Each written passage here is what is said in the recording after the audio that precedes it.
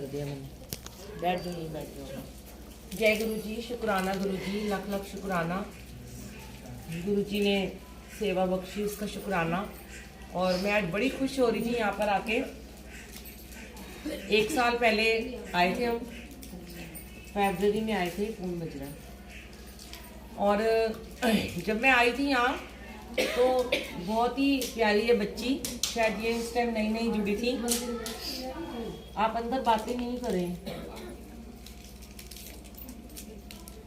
तो आंटी प्रिया आंटी जो हैं, जब मैं आई मैंने इनको कुछ कुछ बातें बताई और आज मेरे को 1 साल के अंदर इतनी इनके घर में चेंजेस नजर आ रहे हैं। ये सब कैसे होता है, गुरुजी करते हैं। हम भी अनजान होते हैं, हमें भी कुछ नहीं पता होता जब हम नए नए जुड़ते हैं। क्योंकि संगत जी हम लोग ना जुड़े तो होते हैं, क्योंकि कोई कहे कि नहीं ऐसा क्यों कह रही है आंटी, ऐसा थोड़ी ना है कि हम लोग भक्ति नहीं आती हमें करनी। बड़े बूढ़े भी कह देते हैं, सास माँ भी कह देती हैं, क्या हमने भगवान को नहीं मानते, तुम ज्यादा अनोखे आ गए हो भगवान को मानने वाले। हम बचपन से भगवान की पूजा करते आए हैं, माता रानी कीर्तन में जाते हैं, कीर्तन करते हैं, सब कुछ करते हैं, ये हमें सिखाने चली हैं। लेकिन जो आपको मैं एक बात बताऊं, जो ज्ञान होता है ना वो सिर्फ गुरु से ही मिलता है। गुरु से जुड़ने के बाद ही हमें ज्ञान मिलता है, वरना तो हम लोग ऐसे ही रह जाते हैं, निर्गुण ही आ रहे, गुण नहीं कोई। तो जब गुरु हमें अपना लेते हैं ना, तब हमें वो भी ज्ञान की बिंदु, एक बूंद मिलती है। हम सोचिए हम बहुत बड़े ज्ञानी हो गए, नहीं। सीखने ही कोई उम्र नहीं होती। कोई छोटे बच्चे से ही बहुत कुछ सीख लेता है, कोई बात नहीं। कोई बड़े से ही सीख लेता है, कोई छोटे से सीख लेता है। तो आंटी आप फ्लैश बंद कर दो। तो क्या होता है कि जब मैं आंटी के घर में आई तो मैंने आंटी को कुछ चीजें बताई। मुझे लगता है इस कमरे में शायद एक लाइट भी नहीं थी उस दिन, जब मैंने आपको बोला था लाइट बड़ी कम है। और आज ये रूम पूरा गुरुजी का दरबार बन चुका है, इतना सुंदर लगता है। मैं देखती रहती हूँ इनको लाइव, ये भी सत्संग करती हैं, और कितना प्यारा इन्होंने दरबार के लिए गुरुजी को स्थान दिया है। देखिए कोई भी घर संगत जी छोटा बड़ा नहीं होता। हमें अपने परमात्मा के लिए, इष्ट के लिए एक स्थान जरूर घर में बनाना चाहिए। उस वजह से ही पूरे घर में पॉजिटिव वाइब्स आती हैं, बहुत पॉजिटिविटी आती है उस वजह से ना। क्योंकि हम बहुत सारे बड़े बड़े कमरे बना लेते हैं। आप देखो कई बड़े बड़े विला में रहते हैं, कोठियों में रहते हैं, पर भगवान के लिए उनके पास स्थान नहीं होता। और भाई एक कमरा ऑक्यूपाइड क्यों हो गया, ये कमरे में तो हमने ये काम करना था, बच्चे कह देंगे ये मेरा कमरा है, वो कह देंगे मेरे को एक कमरा नहीं मिला। तो अपने प्रभु के लिए हमने एक स्थान बनाया, उस स्थान पे बैठ के ही हमारी लिव लग सकती है। हमारा जो कनेक्शन होता है, एक जगह होनी चाहिए, चाहे छोटा सा मंदिर हो, वहीं पे आपका कनेक्शन हो सकता है। आप कई लोग मुझे कहते हैं हम अमृत वेला करते हैं, हम बेड पे बैठ के कर ले। बेड पे कभी नहीं करना चाहिए। बेड तो नींद का घर होता है, बेड पे तो सोने के लिए हम जाते हैं। अब वहीं सोते हैं रात भर, हम पता नहीं कैसे कैसे अच्छे बुरे सपनों में से गुजरते हैं, और उसी बेड पे हम खाते हैं, सोते हैं, सब कुछ करते हैं, उसी पे हम उठ के पाठ कर ले, तो वो गलत है। बेड पे आपको नींद आएगी आएगी, आपका कभी कनेक्शन बन ही नहीं सकता। आप सोचो आप बेड पे बैठ के अमृत वेला में पाठ करो, सिमरन करोगे, आपको 5 मिनट में ही नींद के झोंके आ जाएंगे, क्योंकि बेड बना ही सोने के लिए है। तो नहा धो के, चाहे आपके घर में अगर मंदिर का कमरा नहीं है तो बेड से नीचे बैठ जाओ और एक आसन बिछा लो, ठंड है ब्लैंकेट बिछा लो, कारपेट बिछा लो, रजाई ले लो। मैं तो ये कहती हूँ जैसे मर्जी बैठ जाओ। पर धरती जो होती है ना, धरती में से बहुत सारी ऊर्जा बाहर निकलती है। ये और एक तो ये हमारा भारत देश, इसकी इतनी पावन धरती, सारे ऋषि मुनि गुरु सब यहीं पे पैदा हुए। आप देखो ना, गुरु जी भी हमारे पंजाब डुगरी में पैदा, सारे 10 गुरुओं का जन्म इसी धरती पे हुआ। कोई देश विदेश में, दूसरे विदेशों में तो नहीं ना पैदा हुए। तो ये धरती कितनी पावन है। इस धरती पे ही आपको ऋषिकेश जैसी नदियां, गंगा, हरिद्वार, सब कुछ यहाँ पे हमें मिला है, जो हम आज इतने पवित्र स्थान पे रहते हैं। तो सोचो ये धरती कितनी पवित्र है। आप उस धरती पे जब बैठोगे ना, तो वो धरती भी आपकी पवित्र हो जाएगी, वो घर भी पवित्र हो जाएगा, वो कमरा भी पवित्र हो जाएगा। कई बार तो ऐसे से गुरुजी ने मेरे से सत्संग शेयर करवाए हैं कि कई लोगों के घर में बहुत नेगेटिविटी होती है, उनके बच्चे बहुत बिगड़े होते हैं। किसी का बच्चा पागल हो गया था, किसी का बच्चा शराब पी के सबको मारता था और सारे घर की चीजें तोड़ देता था। तो जब मैंने उनको ये बोला कि जब ये बच्चा बाहर जाता है या काम पे जाता है, स्कूल जाता है, तो आप इसकी कमरे में बैठ के ना मंत्र जाप किया करो। देखिए पता नहीं एक थॉट गुरुजी ने दिए, मैं कौन सी, मैंने बोला ना मैं कोई ज्ञानी व्यानी नहीं हूँ, पर गुरुजी ने माइंड में थॉट डालते हैं, क्योंकि मैं हमेशा कहती हूँ मेरे दिमाग का ताला बंद है, मैंने बंद किया हुआ है, और वो गुरुजी के पास चाबी है। जब वो थॉट डालना होता है तो चाबी को खोलते हैं, कुछ डालते हैं, बंद करके फिर चाबी रख लेते हैं, जो बुलवाना होता है बुलवा लेते हैं। तो उनको मैंने बोला कि आप अपने घर में जब वो चला जाए तो उस जगह पे मंत्र जाप चला दिया करो 1-1 2-2 घंटे का, और उस कमरे में जल रखा करो। फिर जब वो आए ना तो वो वाला जल प्रसाद उसके खाने में चुपचाप जो भी वो चाय दूध पीते उसमें मिला के उसको दे दो। आप लोग बिलीव नहीं करोगे, पागल जो इंसान थे, जिनको पागल हमें कहते हुए भी अच्छा नहीं लगता, जो बिल्कुल पागलपन की हद पे माँ बाप को मारते पीटते थे, गुरुजी के स्वरूप भगवान की मूर्तियां तक तोड़ देते थे, और नशे में डूबे रहते थे, सीढ़ियों में गिरे रहते थे, सड़कों पे गिरे रहते थे, उनको बांध बांध के कमरे में रखा जाता था, वो लोग भी आज ठीक हो गए हैं। कैसे हुए हैं?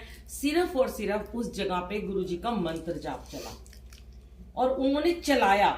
जैसे मैंने उनको बोला सुबह चलाओ, शाम चलाओ, 4 पहर चलाओ, और जब वो सो जाए तब भी चला दो धीरे आवाज में। वो उसकी जो मंत्र जाप की वाइब्रेशन होती है ना, वही आपके सारे कर्मों को काट देती है। किसी के घर में नेगेटिविटी हो, किसी का काम धंधा ना चलता हो, किसी का बिजनेस ना चल रहा हो, किसी की नौकरी ना हो, किसी के बच्चे बड़े बीमार हो, और कोई भी आपके घर में दुख दुविधा कष्ट आए, बीमारियां आए, रोग हैं, घुटने दर्द हैं, किसी के घर में कैंसर होता है, इतनी बीमारियां आजकल, डिप्रेशन सबसे बड़ी बीमारी है, सबसे बड़ी बीमारी है डिप्रेशन।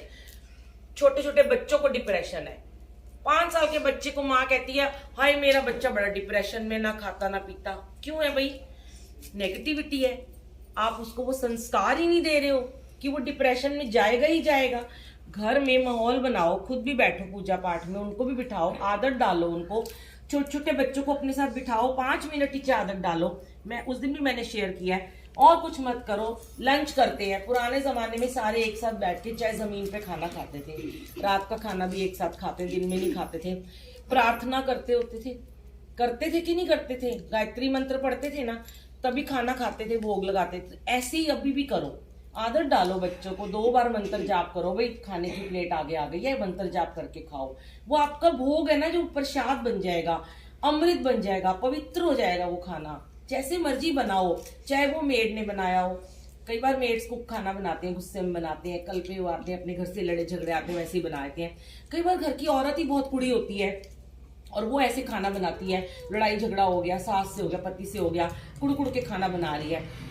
पर जब आपने उसको मंत्र जाप कर लिया, आपका वो खाना एकदम से प्योर हो जाएगा, उसमें वो वाइब्रेशन आ जाएगी परमात्मा की। और जब वो खाना आपका बच्चा खाएगा तो नेचुरल है, वो भगवान से जुड़ेगा ही जुड़ेगा। फिर आप नहीं कह सकते मेरा कलयुग है या मेरे बच्चे कलयुग में पैदा हुए, खराब हो गए, बिगड़ रहे हैं। नहीं, कुछ नहीं होगा। तब परमात्मा उनकी बांह हर वक्त पकड़ के रखेंगे, क्योंकि उन्होंने वो जाप करके खाना खाया। आदत डालो उनको, एक बारी मंत्र जाप कर लो बेटा। क्या है? ओम नमः शिवाय, शिव जी सदा सहाय, ओम नमः शिवाय, गुरु जी सदा सहाय, राम राम राम राम कर लो, वाहिगुरु वाहिगुरु कर लो, गायत्री मंत्र बोल लो, जो आपका मन करे आप वो कर सकते हो। तो इसलिए आदत डालिए। छोटा, इसीलिए मैं भी थोड़ा संक्षेप में आज शेयर कर रही हूँ कि अपने घर में आदतें अच्छी डालो और अपने घर से ही देवता तैयार करो। देखो ये जो देवी देवता आए हैं, ये कैसे हुए, कहाँ से पैदा हुए? इसी धरती पे हुए, है ना। तब भी कलयुग था, राम पैदा हुए, कृष्ण पैदा हुए, कृष्ण जी ने कितनी लीलाएं रची, राम जी ने रची, वाहिगुरु जी, गुरु नानक देव जी आए, आज गुरु जी आए हैं। जब जब कलयुग आता है तब तब कोई ना कोई महापुरुष इस कलयुगी जीवन में देवता बन के आते हैं। तो हम अपने घर से ही देवता तैयार कर सकते हैं। हम ये मत सोचो हम इतने पापी हैं, हम तो गुनाहगार हैं, हम बहुत पाप करते हैं, हमारे घर में कैसे देवता पैदा हो जाएगा। अपने बच्चों को दिव्य बनाओ, खुद को दिव्य बनाओ, अपने पति को दिव्य बनाओ। आप जब एक दिव्य आत्मा बन जाओगे तो आपका सामने वाला दिव्य आत्मा बनेगा ही बनेगा, क्योंकि आप पॉजिटिव हो ना, आपके अंदर पॉजिटिविटी है। और मैं कहती हूँ गुस्सा जितना मर्जी चढ़ाओ, अगर गुस्से में भी हो, लड़ाई झगड़ा भी हो गया, तो भी खाना बनाते समय, बर्तन धोते समय, कपड़े धोते समय, कपड़े तय लगाते समय, कुछ भी काम करते समय मन नहीं भी हो रहा पाठ करने का, मंत्र जाप चला के छोड़ दो फोन में और फिर काम करते जाओ। धीरे धीरे आप देखोगे एक तो आपका गुस्सा कम होता चला जाएगा, धीरे धीरे आपके अंदर शांति आएगी। और जल रख लो वहां पे एक गिलास में, पता ही नहीं चलेगा आपको गुस्सा कहाँ चला गया।